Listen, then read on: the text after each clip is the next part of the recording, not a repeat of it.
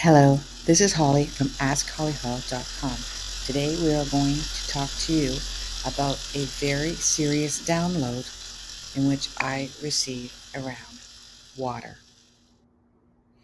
This download will help navigate you and will become your driving force to understanding the depth of what has happened for you your entire life since you were a child. Understanding and comprehending how simple water in all forms are a conduit for you. And once you understand this, you can get into the fast lane and you can use the power of water, H2O, hydrogenation, to not only store and learn to download intuitively yourself all the information that you need, but to also let go of stored energy within your system because it's been there a long time. Not only is it within your system, it is around you as well. Because when we admit, for instance, a negative thought, not only does that become trapped in every single cell in our body that is also filled with H2O, it allows us to feel trapped in our outside world because we have H2O, we have humidity, we have the essence of water all around us, in our air, underneath our feet, in our drinking water, in our food. And yes, even when people talk to you, when people are speaking to you, there is humidity, droplets of water, of humidity, as we have learned in the last 2 years, being masked up, coming out of their mouths. It is in the air everywhere. So when you have a negative thought, you are emitting that into the field of water. So let's do a little deep dive on that, shall we? In my book, 101 Answers from the Universe by Holly Hall, which you can find at Barnes& Noble and Amazon, it was a download of actually more than 101 questions answered. And that download was an answer to the question of, is there a God? The answers that I received from the Akashic Records or Source was that we don't call it God, or Source, or Universe, or Allah, or Jesus, or Buddhism. It is just,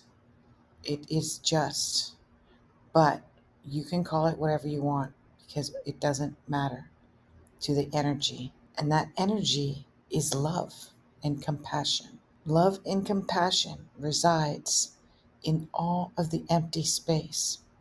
Science has already proven that every molecule, atom, is 99.999% empty space.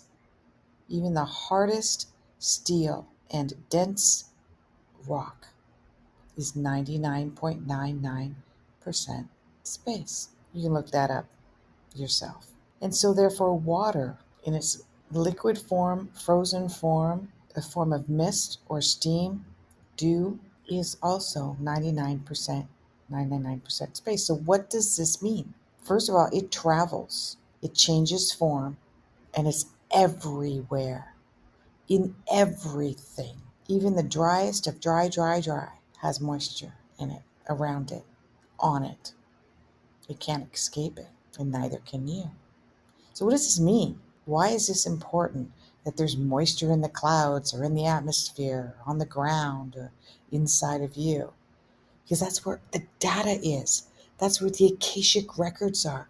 That is where every memory of everything that has ever happened to every single person and every single thing and every single event is stored. It's not in an imaginary library up in the sky. It's in water. It's in moisture. It's in H2O, which is everywhere. So you have access to this. You can deliver to it, such as questions, queries, announcements, affirmations. It'll be stored there. You can ask to receive from it. Now, let's go a little bit deeper. There was a great question I found on Quora where a gentleman asked, if we're 99% water, we're 99% space, Doesn't that make us 198%? Well, first of all, and the person also answered correctly. Uh, Now, he said we're about 60% water, but there's an argument there. And the argument is that we're anywhere from 70 to 90% water.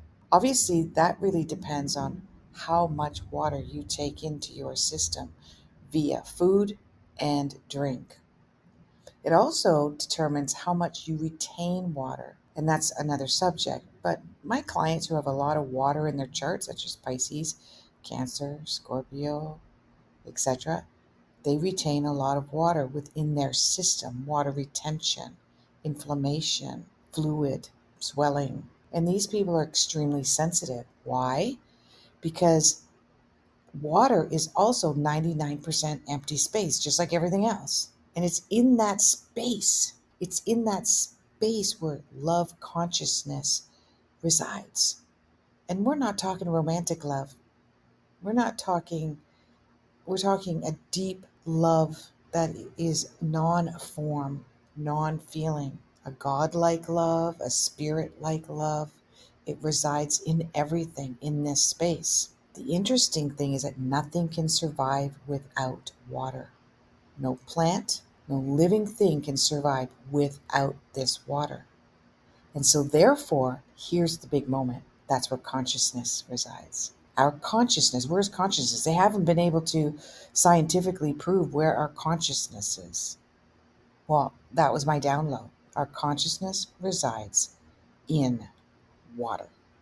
And everything, or H2O, anything, the molecules of water that needs to live, so that, yes, they have proven that plants have a consciousness. An ant has a consciousness. It does. You can look it up. And it was accidentally discovered. Tears and computers. What do they have in common? Not a lot, but in a way they do, because they are data vessels, data storage. Our water in our body stores everything, including our emotional response to life. Tears, when we admit tears, we humans shed tears in response to a range of emotions, including protein and hormones, because that is where it's stored within our humidity, within our water table of our bodies. Stanford has developed a technique in which they use a water droplet where they can store thousands and thousands of data in that water droplet in a computer chip. The consciousness is the fuel that drives life, that makes a blade of grass green. When you become in love with the concept of this consciousness, you will find true love, and you will fall in love with a blade of grass. You will fall in love with the sky. This is why when we're in nature, surrounded by everything that's saturated inside and out with H2O, that we feel at peace. We can get answers. We can meditate. We feel settled down, calm, relaxed, because this nature consciousness is not damaged or tainted by our brain, which changes and alters the pureness of consciousness. So there's my download. I will definitely be talking more about this, but I hope you enjoyed it. Namaste.